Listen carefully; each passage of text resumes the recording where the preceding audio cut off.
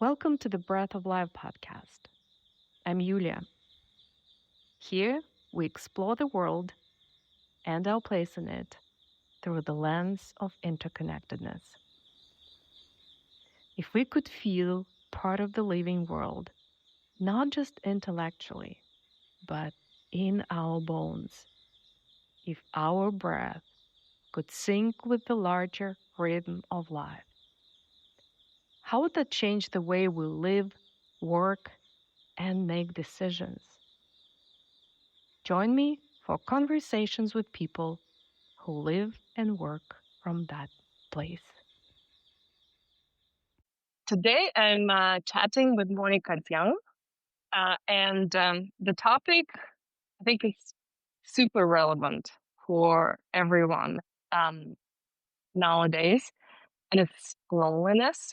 And um, Monika has a very beautiful, let's say, approach to loneliness or how she talks about it, which we're going to find out in this conversation. But I'll just start before Monica introduces herself, a little bit more detail. I want to start with this story of how I met Monica or came to experience what she does. And it was last year, I was at a dinner. I found myself somehow at a dinner that the topic was loneliness. I don't remember exactly how it sounded, but it was in a beautiful space, which we discussed today. And then we all sat around a very long table. And then the dinner was served. And then, interestingly and unexpectedly, before we could eat, Monica actually invited us to be silent for quite a while. I'll say it was no less than 15 minutes, maybe even longer. And that was such an interesting experience, which a lot of people later shared. And one of unexpected effects was that you actually, after being silent with people, you felt more connected to the people. And it was kind of conversations were flowing more easily, and people, there's like the sense of ease that followed that I found was there. So, and then they shared that Monica has used this practice. She's a couple already because I find it very beautiful. Yeah. So, Monica, can you just share a little bit about yourself and your project? Yes, happy to. Thank you so much. Yeah, happy to be with you on this Substack Live. It's so fun, these new formats. Yes, so my name is Monica. I am Chinese, but born and raised in Germany, and I live in Berlin. And I think all my life I felt a little bit in between, not just because of my because of my background of growing up between two cultures, two worlds, but also in ways that my life unfolded, and in the ways that I was later able to cultivate community and connection and create spaces for other people to explore both sort of their internal world and the systems and the structural issues that we're all seeing in the world. And in that exploration of community and creating experiences for others, I then decided 1.5 years ago, more or less, to focus on the experience of loneliness as a personal feeling, but also as a systemic and structural experience. So, what does loneliness have to do with the ways that we have designed our cities, the ways that we create work culture, the ways that we've designed technology, and how might loneliness, in a way of humanizing this experience, become a way to reconnect ourselves with both us, but then also others, and something greater, something outside of us. And that is now what I'm focusing on with the Oneliness Project. Mm-hmm. Oh, yes. Okay. It is really interesting what you have shared now, because I think we often feel that loneliness is about us personally, is about us individually. And sometimes, that something is wrong with us. Yes. And you are saying that this is a systemic or and also structural issue, let's say, or Yes. experience. So could you just say a little more about that? Yeah, I think there's this misconception, right, that loneliness is a pure condition, and that loneliness is something that we need to avoid, and by no means, have or get close to. It's always something that we want to push very far away from us. It's like it's always the other people. It has nothing to do with me. To admit that you're lonely is yeah, a tricky thing, because there is sort of a narrative in our culture largely, and speaking now mostly for Western cultures and societies, but even beyond that, to be honest, there is sort of this notion that it is a you problem, and that you are then also responsible to fix it, right? Like, you feel lonely, well then, meet people, become better at making friends, and, connect more deeply. I don't know, like find, go on online dating, whatever, like whatever the advice might be to like fix it and go back to work in that sense, or go back into society and function. And it's not that easy. And loneliness, I believe, is something that is part of our human experience, and perhaps is also here to tell us something. And it comes in so many different nuances and facets. Loneliness is not only the absence of people, right? Or even the quality or depth of relationships.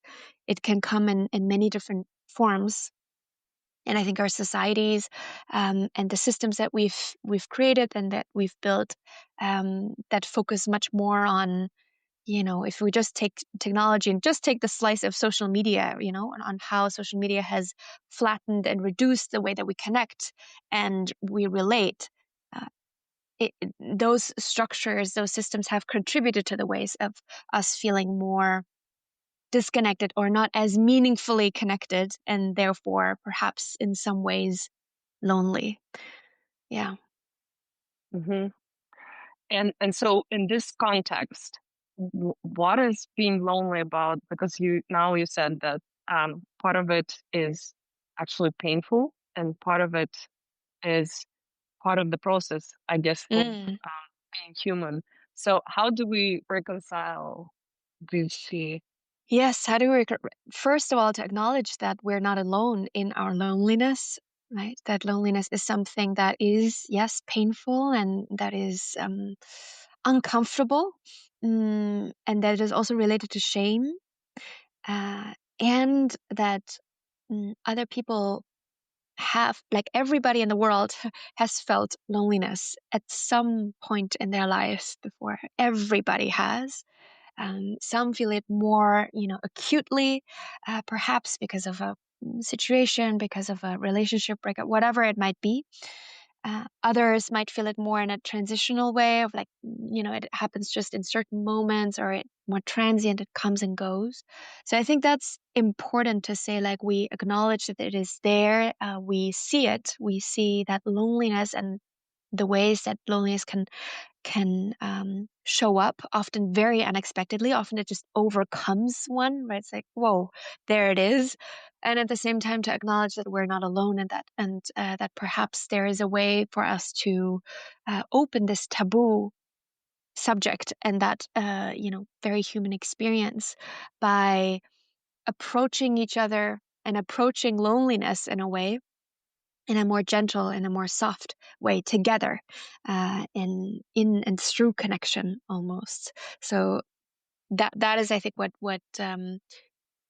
loneliness, or what this current moment of loneliness around the world, around demographics, can offer us, to say, rather than isolating us more, right, and shaming us more, how about we see that, and we see each other in our loneliness, which is nothing else but a longing to connect more deeply and differently with one another, but also with something greater and ourselves often.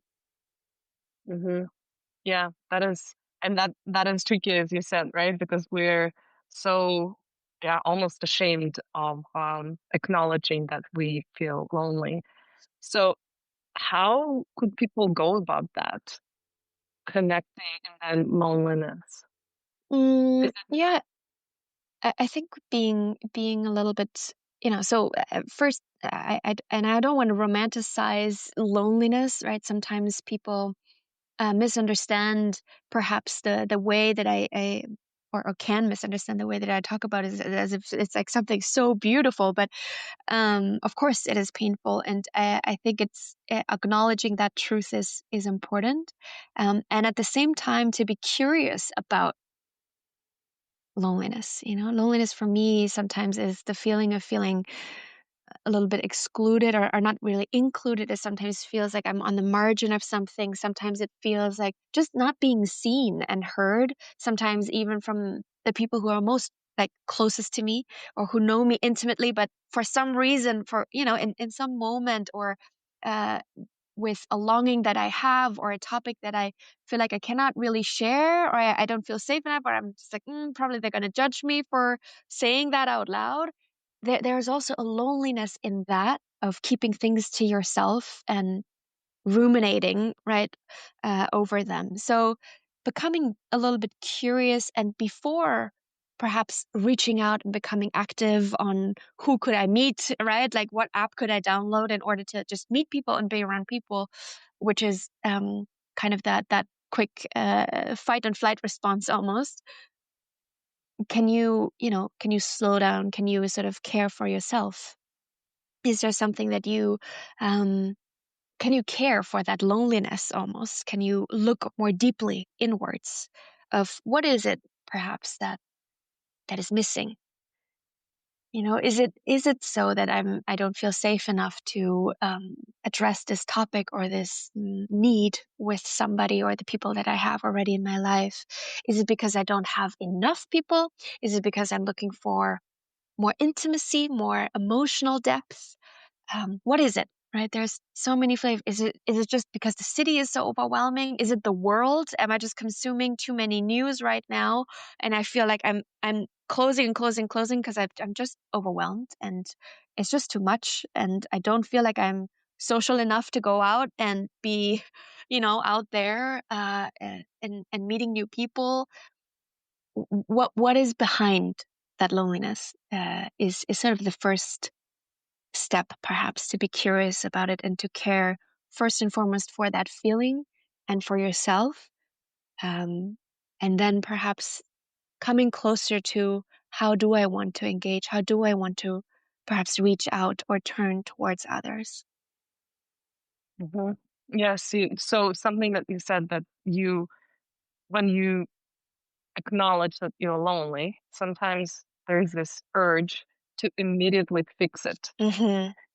And actually, maybe immediately fixing doesn't work a lot of times because I've heard one time this statement. I don't remember who it said, but you can not get more of something that you don't really need.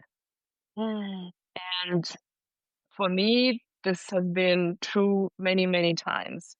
The first instinct that I usually get to get over some kind of discomfort or sadness or pain that I have, it's just alleviate and do something just quick, Mm. get from this discomfort to more comfort.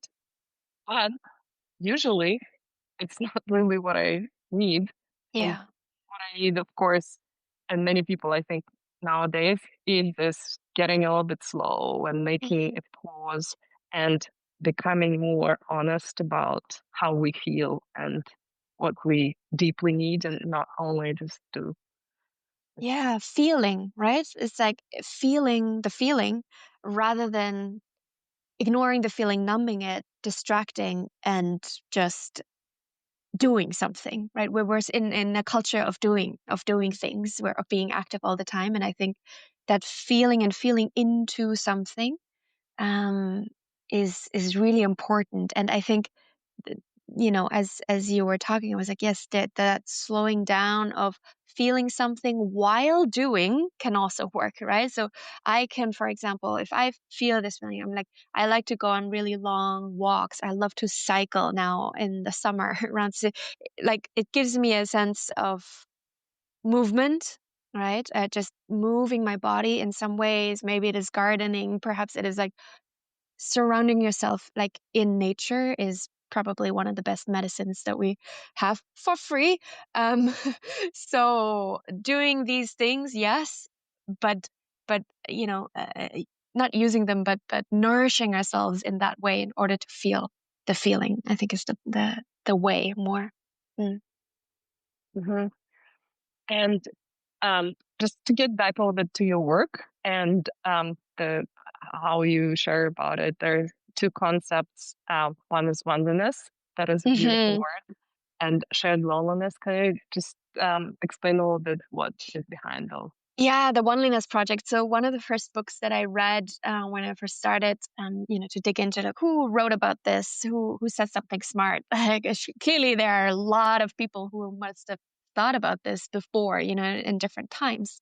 And there's one book that is called The Biography of Loneliness, and the author kind of depicts the etymology of the word loneliness. Where does it come from? And I love words, and I'm always interested where language emerges and comes from.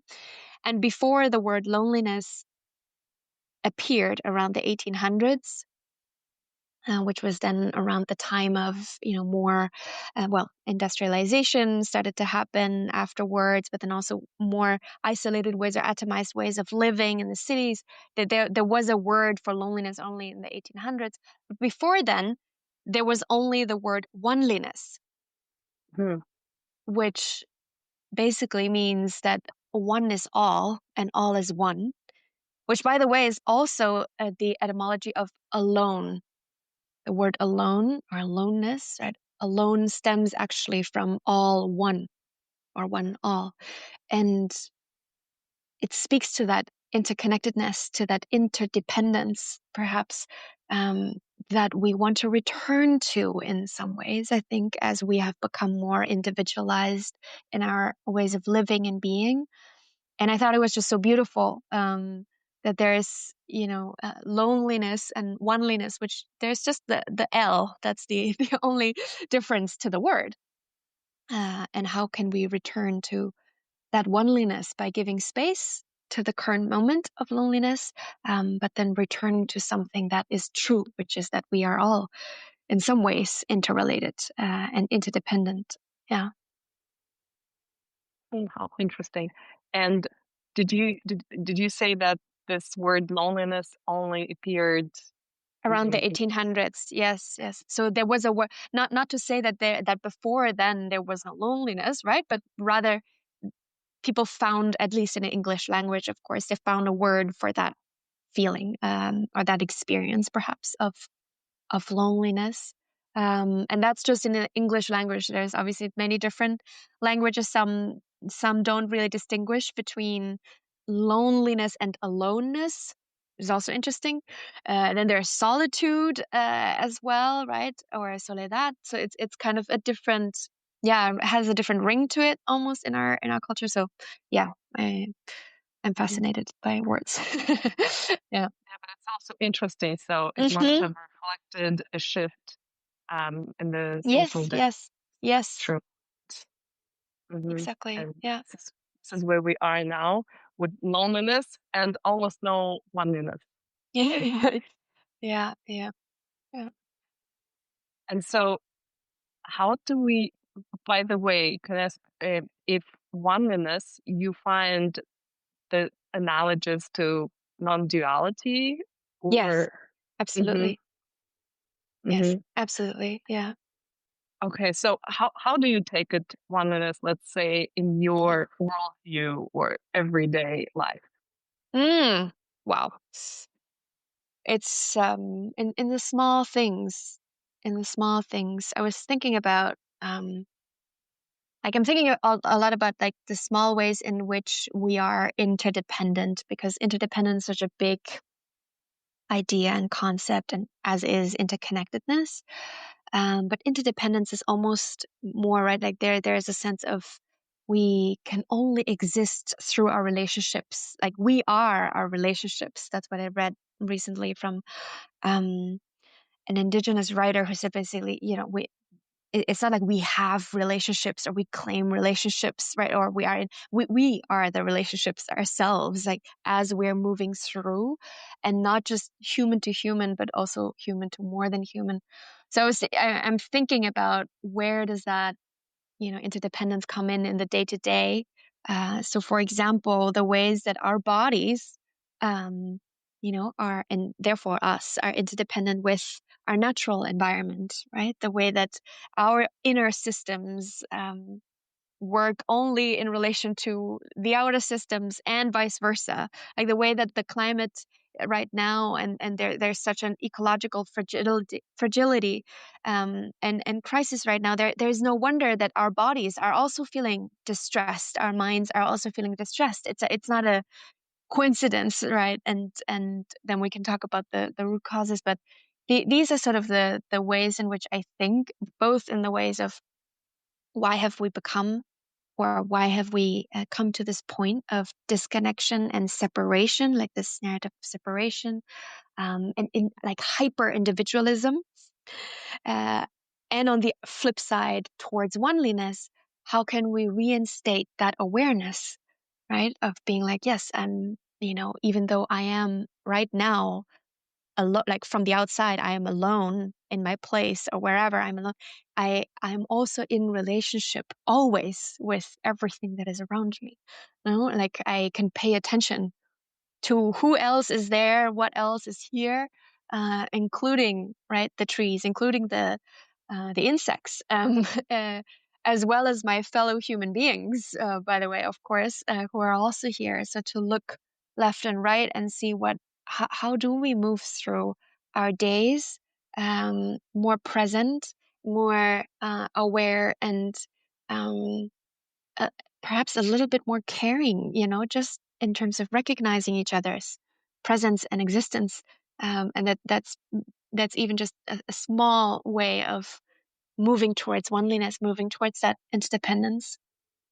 Mhm.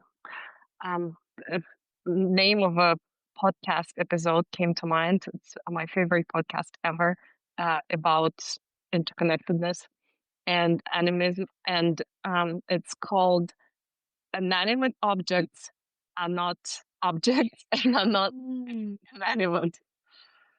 Yeah. I love Um, that. so mm, beautiful. And for me, my topic is related to nature, or us being nature. And I Yes. love the quote. It's a very loose quote, from a book, that we have evolved as part of this life with plants and animals, also physiologically, because a lot of our physiology is in constant relationship, for example, with plants, not Yes. even looking and smelling, but even deeper than that. And now that this uh, connection is no longer there, there is this emptiness that is, Mm, um, I'm just very resonating.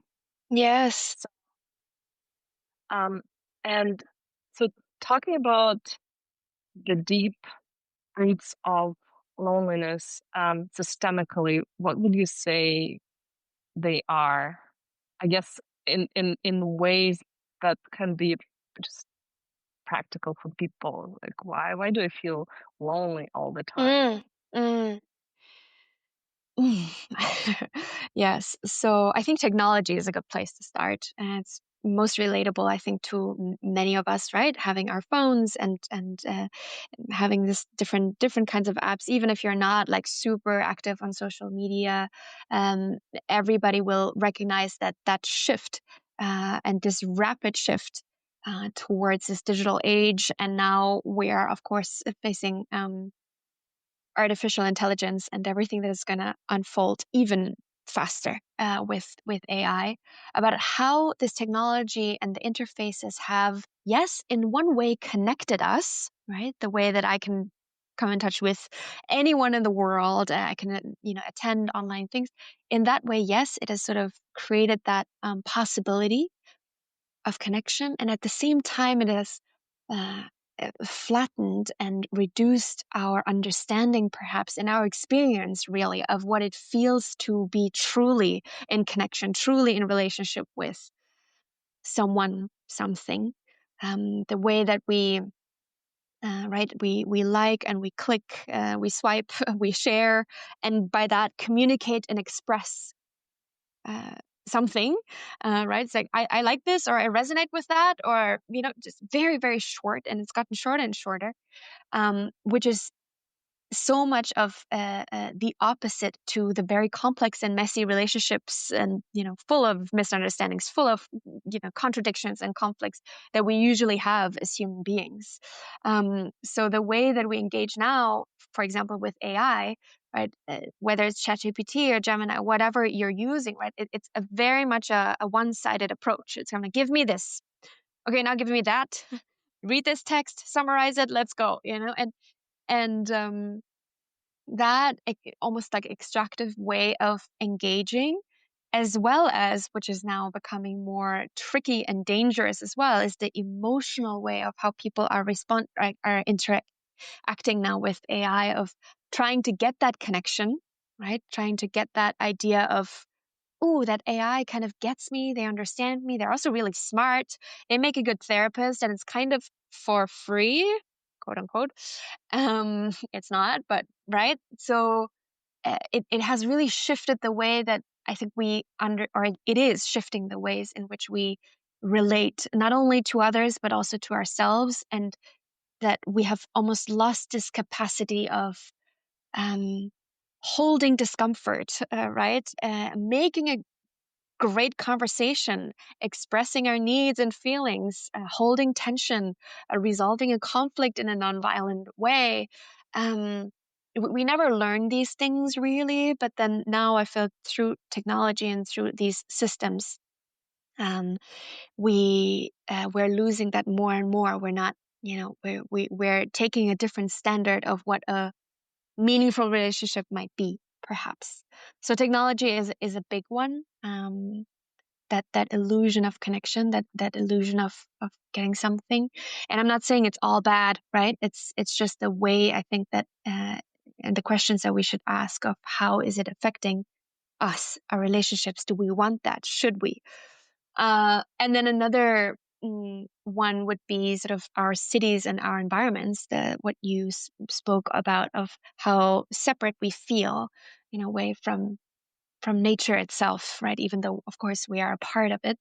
Um, but the way that we have designed, also culturally, the idea of success and a good life is attached to, an apartment or a house that I own, where I live by myself in my queendom or kingdom, right? And is that what makes us is that really what we want? Is this the idea of a good life really, based on those values, of course, capitalist values, or is it something else? Is it not that we are all feeling a little bit like, yes, of course I want my own space, and at the same time I long to be more in connection and in relationship with those around me, a sense of community, a sense of belonging. That's the great need and the great hunger of our times, right? Where do I find that? How can I sustain that? In this fast moving world. So that's another piece of how we not only design but think of how we want to live, like physically, and the environment and the connection to everything around us.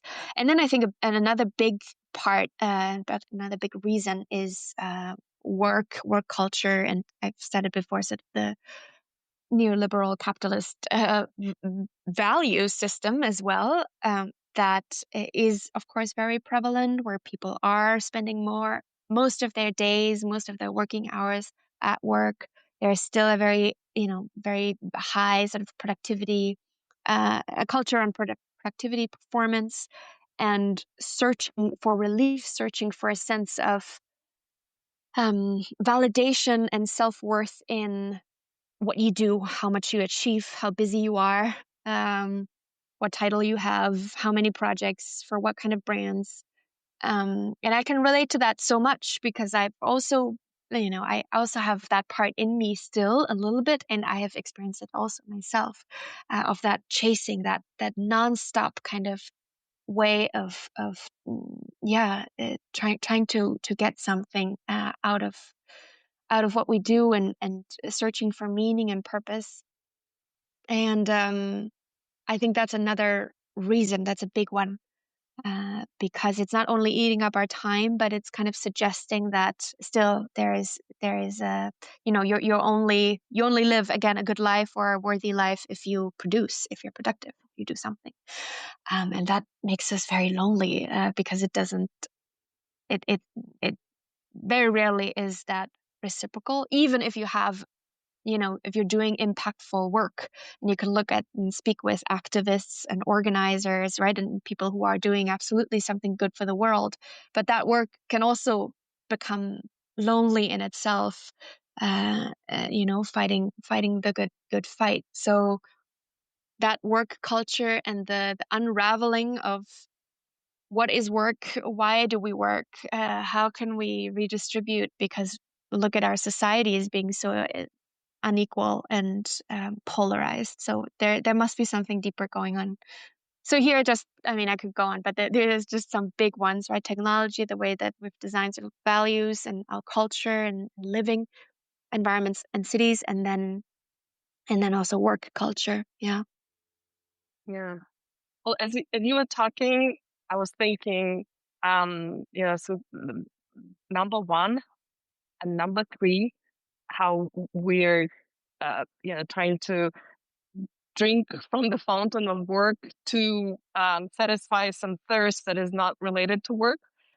And to me, I think they're related to this uh, amount of information that we're consuming all the time. And Mm, I'd be curious to hear your take on this. And I had this experience last year, which was absolutely transformative. I started this 1 year education as a wilderness guide, and the modules there take place in the woods, whatever the weather. We stay there for 4 days, and after, so it was two things. My phone was disconnected, so I had no technology yeah, with me, and then I was literally connecting in the dirt, sawing wood, making fire, and then doing things that a year ago would have sounded crazy to amazing. me. Yeah. And when I got back, I realized that it's as if, like, things I could really see clearly after the 4 days. Hmm.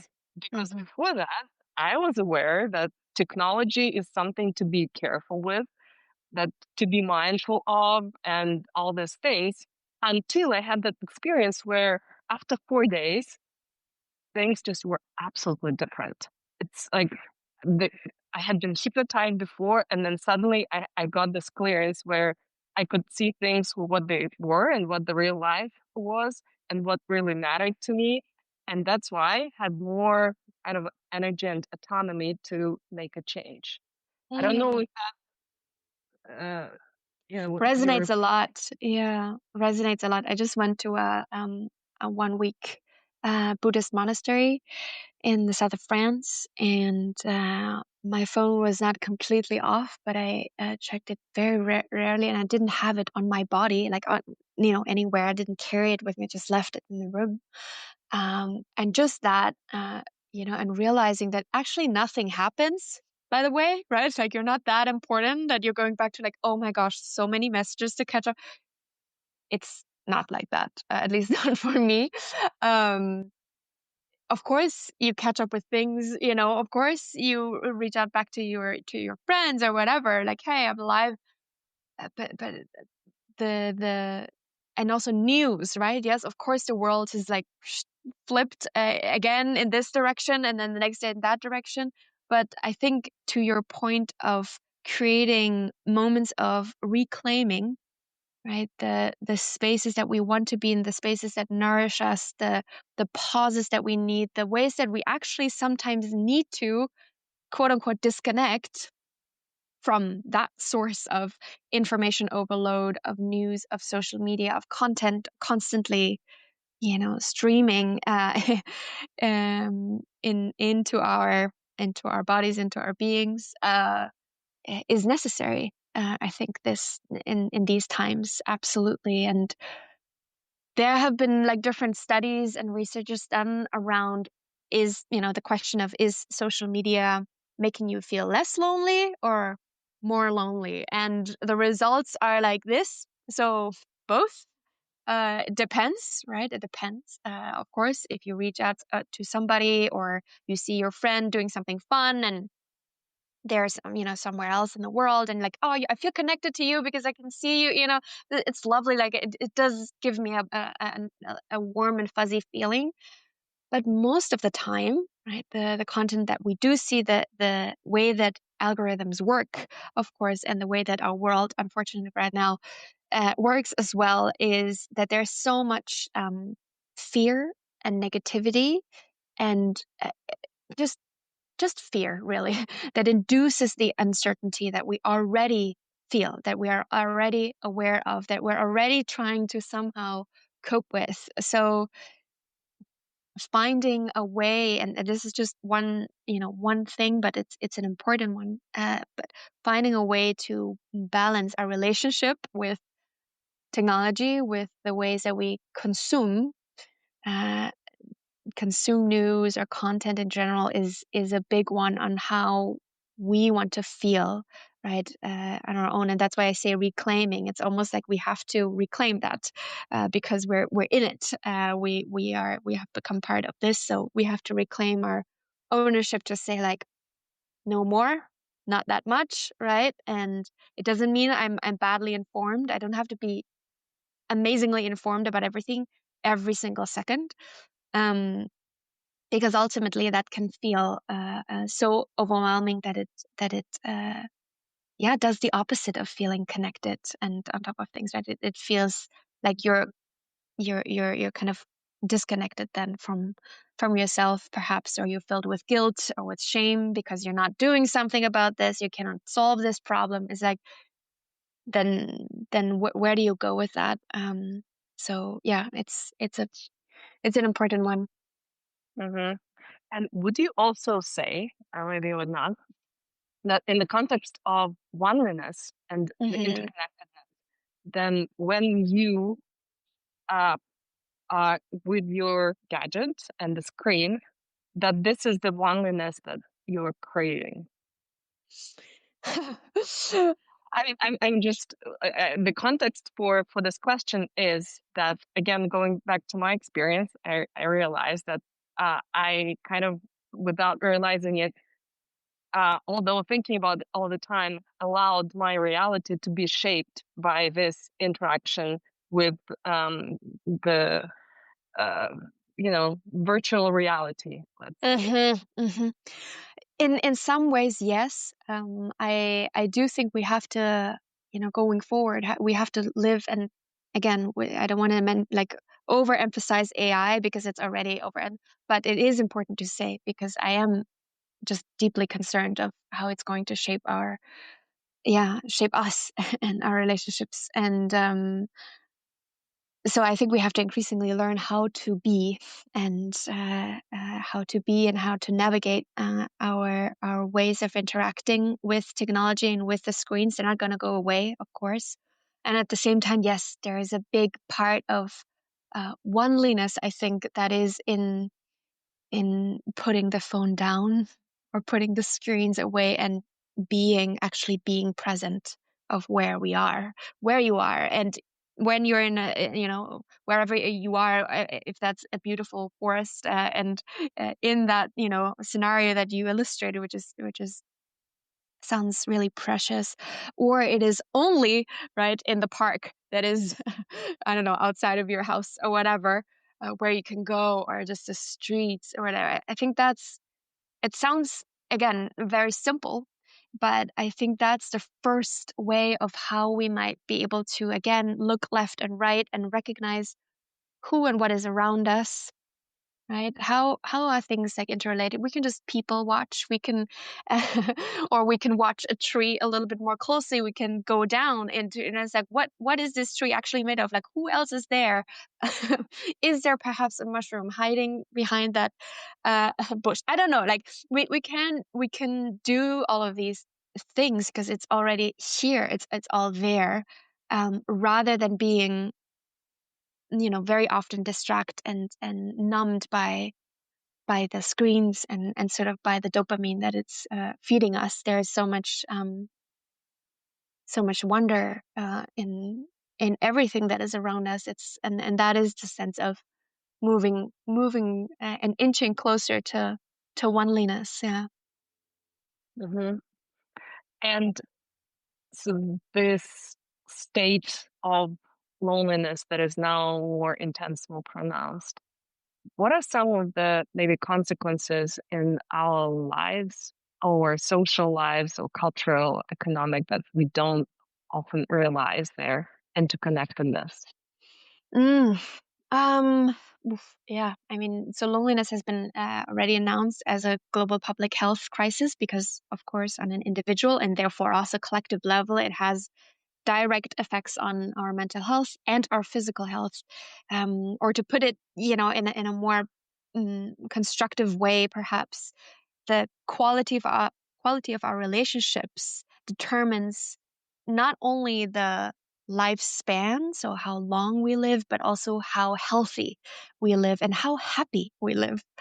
Right. So it is that the fundamental, simple but fundamental truth that if we do care for the relationships that we're part of, the relationships that we are, then we will ultimately, not only ourselves, right, benefit from a healthier, happier, longer life, but we will also enhance the quality of life of others around us, including, again, including the natural environment, including to care about the earth itself, right? That is life itself, and without it, we cannot not only not survive, not flourish. So yeah, the consequences are quite severe, right? In that sense of life, of health. But the other one I think that is important to mention is what we're seeing right now with the increasing polarization and atomization of our societies across different countries, across different cultures, around the world, where there is a direct link between people who are increasingly feeling lonely because they feel neglected, they feel they're not heard, they're not seen, they're not feeling represented in their needs, in their feelings, in their situation, in their worries, in their fears, and therefore are turning towards the more right extremist sides and extreme ends of the political spectrum. So both on the left and the right, but of course, right now, and being in Europe, the far right populism having gained so much traction in the past years is also a result of people feeling increasingly lonely in that sense and finding a sense of belonging, right, in a sense of togetherness, a sense of ideology that you can kind of attach to, of saying, oh, well, if this group of people say that it's the immigrants or it's these group of people or those people that are responsible for my problems. I'm simplifying this now, but like, right, responsible for my problems, responsible for my worries. Well, then it's very, very simple, right? Then we're just against them. So this us versus them, uh this binary thinking, that is based on separation, that is based again on inducing that fear, speaking to that fear, and creating belonging through that fear, belonging, quote unquote, is very effective and is one of the studied strategies and tactics of anti-democratic movements, and that's how they gain traction and have gained traction. So historically, Hannah Arendt is one of the thinkers who has written about this in The Origins of Totalitarianism and in other pieces of her work, where yeah, she speaks about the right how attractive and how sophisticated, of course, a very dogmatic and yeah, anti-democratic, sort of following the strongman movement and ideology can be in a time of great uncertainty, in a time where people feel abandoned in some ways, almost, right? It's like, kind of like, oh, they don't get me, but this leader, this strong person who has a clear idea of turning back to stability, I mean, with these easy things that they're suggesting is quite attractive. And that's the really dangerous piece that we're already seeing, but I think we're going to witness going forward in the ways that if we're not able to care and speak to that loneliness, which is going to take time. Of course, it's not so easy to fix it because it's been there, and yeah. Yeah. So I know also from the perspective of physiology, for example, it's literally when you feel separate, you're to another group, also, let's say to nature, that your empathy capability, it kind of just almost switches off, doesn't work. Yes, yes, Right. So, exactly. There's like this yeah, there's this bias towards which they've studied of people who already say that yes, I do feel a bit disconnected, perhaps, from others, from this culture, perhaps from this country, whatever. And there's a connection of between that feeling and then a bias, a negative bias that they hold towards others, as in saying, becoming a bit more skeptical, becoming a little bit more, perhaps even cynical, right? Of like, those people, no, I don't want to, I don't want to engage with those. They already give me not a good vibe or whatever. And there's a negative self perception as well, right? When I feel disconnected, I would be like, why are they looking at me like this? Like they probably don't want to talk to me. So I will not approach them. I will keep my distance. I will isolate more. I will not engage. And that's sort of this spiral that is, yeah, that is really dangerous. mhm. Yeah. Well, it was a beautiful conversation, and to kind of finish Nonetheless, yes, of the darkness. to finish it off with something light. Yeah. So can you share a little bit maybe about the dinner that we started with, and why you're creating the dinner, and maybe a couple of words about the silence that you start with, and Mm. yeah, and yeah, let's start with that. Yeah, happy to. I mean, it was beautiful. I was also inspired by, I just mentioned I went to this Buddhist monastery, Plum Village in southern France recently, and it was there where you eat in silence for the first 20-ish minutes or so, and you eat, more slowly, and you kind of appreciate that bowl of food, right, and how it was made. And so the dinner where we met last year, I just wanted to, yeah, try and see how I could bring pieces of that, right, into an open community dinner here in Berlin. And that's what we did. So we ate also, I think, yeah, it was like 15, 20 minutes. And I remember that somebody said it was so beautiful because we kind of, everybody brought something to the table. It was kind of a potluck style. So we had like a feast, really. It was incredible. It's always magic. It's like, oh, there's a piece, and then the whole table is full. Um, and we sat down, brief arrival, and then we ate in silence and took food. And there was a moment, I think, where we all dropped a little bit into, something, yes, something into that ease, perhaps. Because at the beginning, it's a bit awkward. You're kind of like, this is weird. And it's like, why am I here? Why did I sign up for this? Like I do want to talk. Like I came to this dinner because I want to meet people. Now I'm just sitting here in silence. It's kind of odd. Um, but then after a while, something softens because you become more comfortable with the silence, you know? And there is also sometimes something comical about it in the way that you then try to communicate with, can you pass me the bowl? But like I cannot speak, so I'm gonna say, so body language and the energy. So it was really, really beautiful for me as well. And then afterwards, after those 15-20 minutes, we opened for sharings. And then it was also, for the second part possible to talk to one another, of course, and to do the wash up together in the kitchen, which is always the place where the best conversations happen. So yeah, I mean, the dinner was quite something. Yeah. And you're planning more of those. Yes. So tomorrow, yeah. So I'm planning more, although the format is going to be slightly different. Um, same, but different, I can say.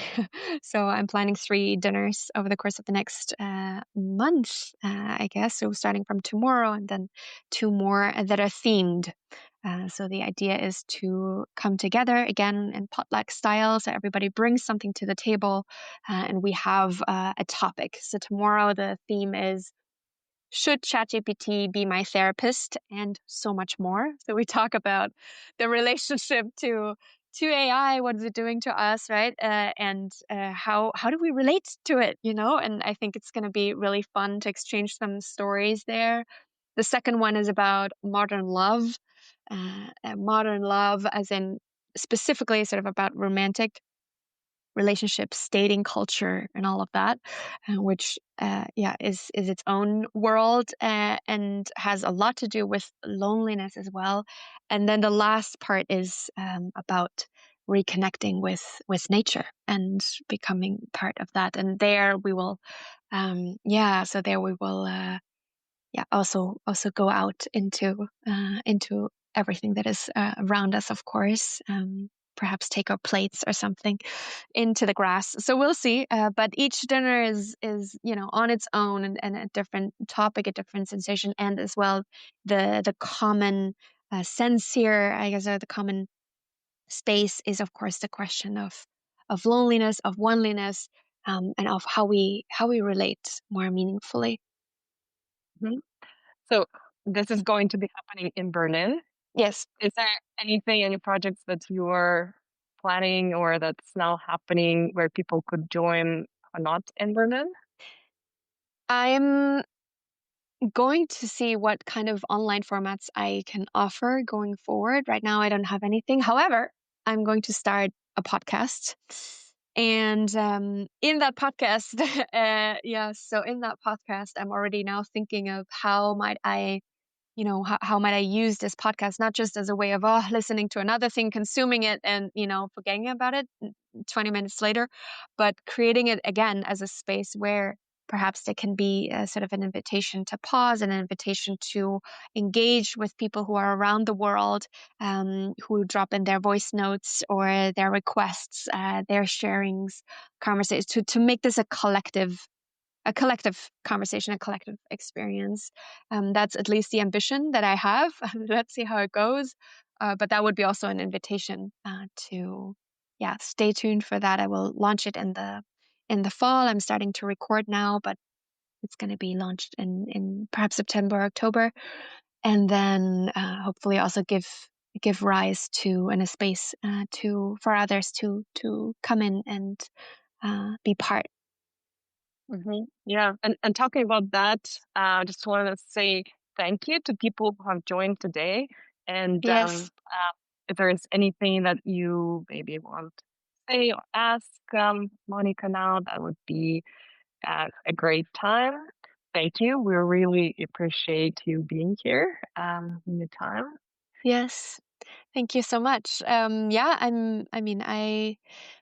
think the only thing that I want to perhaps leave with is to keep sparking conversations about loneliness, I just posted something actually on Instagram, not to plug my own Instagram, but because I was inspired about the shame and the stigma that is still there about loneliness, and speaking about it, and perhaps giving a slight invitation on how we can have conversations about loneliness without naming loneliness. Because if you name it, sometimes for some people and in some cultures, depending, it can be already too confronting. It can close people off rather than open.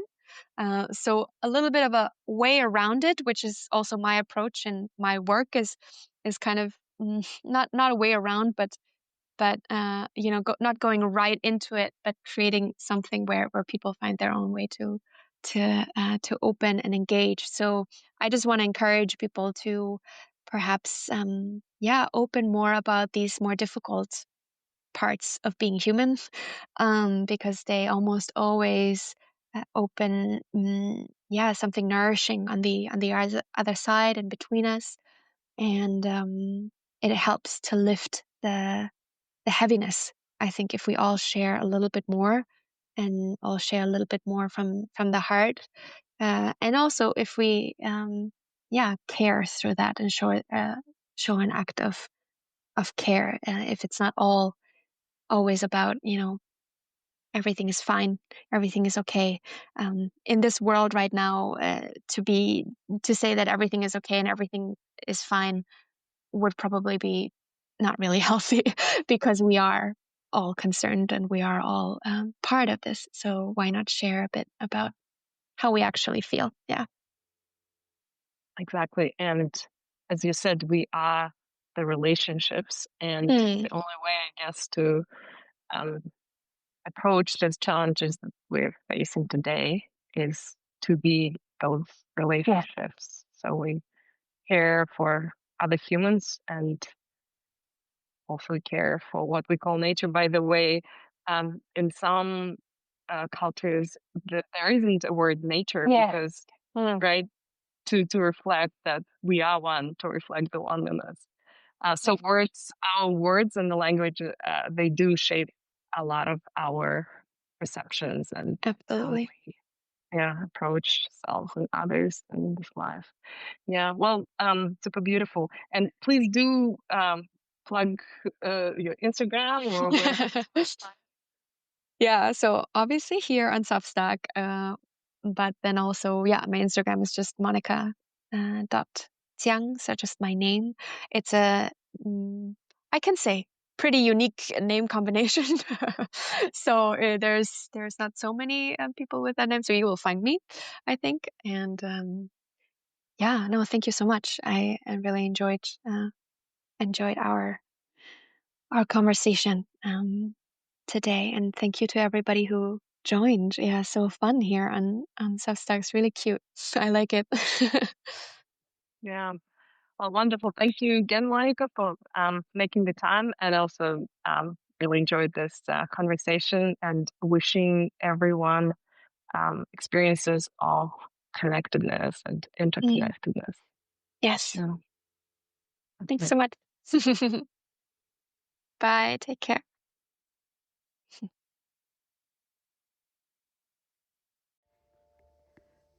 Thank you for listening to The Breath of Life.